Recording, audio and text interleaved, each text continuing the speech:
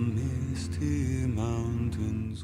Hello everybody, it's Rob the Undead Gamer here, and yesterday, which now was, yesterday being the 13th of December, I finally saw The Hobbit, The Unexpected Journey, or An Unexpected Journey, and my god, it was amazing, to say the least. It was just an amazing, amazing movie. It's probably worth saying now, this isn't going to be like a spoiler video, this isn't going to be like a review.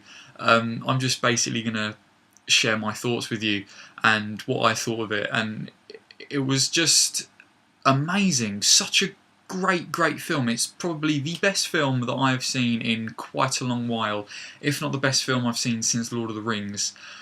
And I even go as far to say that this one film was probably, in my opinion, better than the entire Lord of the Rings trilogy, which is like, what? I know, right?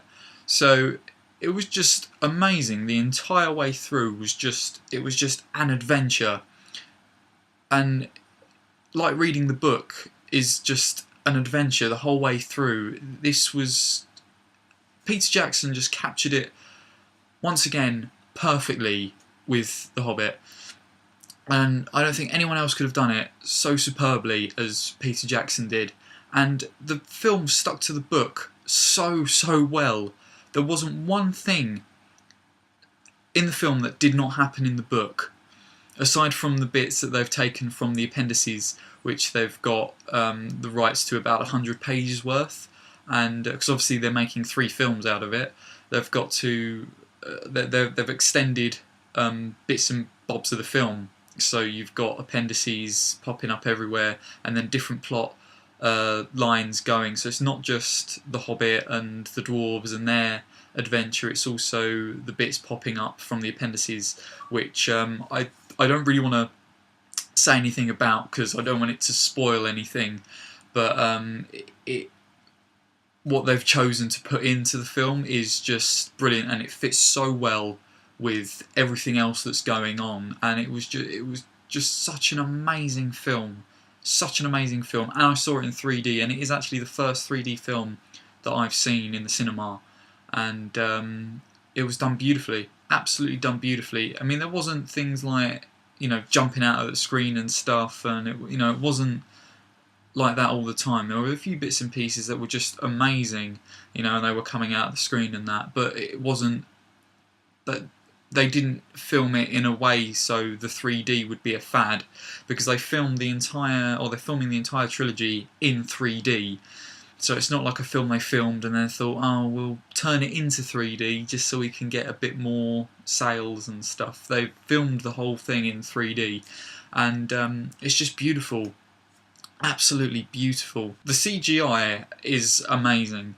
A lot of things have changed in it, like, for example, like the orcs and the goblins.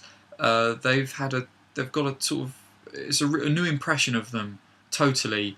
They look totally different to how they looked in the Lord of the Rings. Especially the goblins. You'll notice the goblins, they look so different to the goblins that you see in Moria, in the Fellowship of the Ring. But at the end of the day, I think it's a good thing, because I don't think they're doing it as like the Hobbit, the goblins in the Hobbit are the new goblins. This is what goblins now look like, sort of thing. I think if I looked at it as a point of view from like, these goblins are from a different area in Middle Earth. The Moria goblins are from another area in Middle Earth. So they're bound to be different, sort of like different races of goblin, if you like. But it was just brilliant. Humour plays a massive role in this film, and it's done so brilliantly. Although down to its core it's quite a serious, it's got quite a serious storyline with serious motives, a serious quest, but the humour is just brilliant. It pops up when it needs to. It's just fantastic writing, absolutely fantastic writing.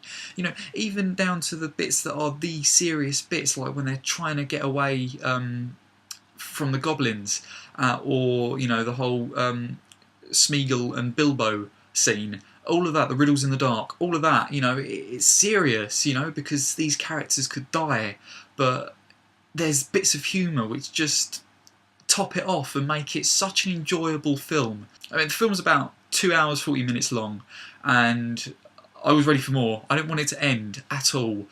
I was on the edge of my seat the entire way through. There wasn't 1 minute where I was thinking, oh man, this is dragging on a bit.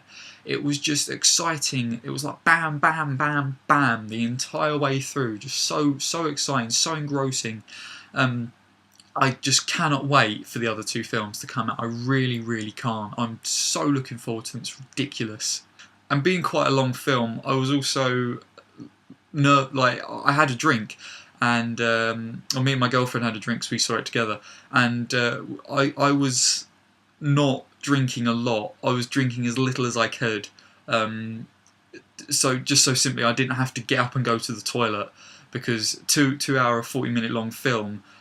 You know, you think, oh, am I going to need the toilet? Oh, resist drinking. I was really quite thirsty as well, but I resisted drinking my Coke, and just so I didn't have to get up and leave, because if I had to get up and leave to go to the toilet, I would have just been like, no. So that was exciting, but I didn't have to cross my legs, so it was absolutely fine. See, I saw it yesterday, December the 13th, the day it came out, in the UK, anyway. And it was just amazing, just absolutely amazing. The bits that they've put into this first film are spot on, and it's, you know, the fact that they've not missed out anything. They've not missed anything out so far from The Hobbit. Everything that happened, the chain of events that happened. And this is sort of forgetting about the appendices bits, which just have like sort of slid into numerous bits and pieces during the first bits of the film. Everything there's nothing missing, absolutely nothing missing from the book whatsoever, and that's great. You know, I know they're making 3 films out of it, and but because of that, they don't have to cut anything out. Everything that's in the book they can put into the film, which is great. Plus, you know, obviously they're making 3 films, so they've got room to spare. Hence why they're putting in bits from the appendices, and obviously it's going to make the film a lot more interesting. There's going to be a lot more in it, and it's great. You know, whereas the Lord of the Rings, they had to, you know, 3 quite long books with a lot in them, and 3 films. 3 films really wasn't enough if you wanted to not miss anything out of the Lord of the Rings. You know, they had to really pick and choose what they could miss out and what they shouldn't, and what needs to stay into the films from the books. But with The Hobbit, they clearly don't have to make that decision, because they've got 3 films. That's enough for everything, all the events from this book to go in, and it's just brilliant. Peter Jackson has just done it so well. So yeah, guys, if you are wanting to see The Hobbit, go and see it, because it's the best film of this year. It's the best film that I've seen in a very, very long while, and I just cannot wait for it to come out on DVD. I really want to see it again. I'm quite jealous, because my girlfriend's going to see it with her sister on Sunday, and up in Cambridge, so that's like far from me, and so I won't be able to go see that. But I really want to see it again, and I possibly might go see it next week, but if not, I'm definitely going to see it after Christmas at least. I need to see it again.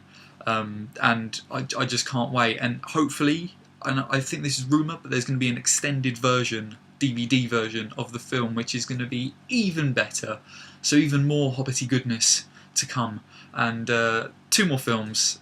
I can't wait. So go see the film, guys. And if you've already seen it, what did you think of it? Tell me, let me know in the comments down below. So as always, guys, don't forget to subscribe, like and comment, and as always, I've been the Undead Gamer, and thanks for watching. To dungeons deep and caverns old,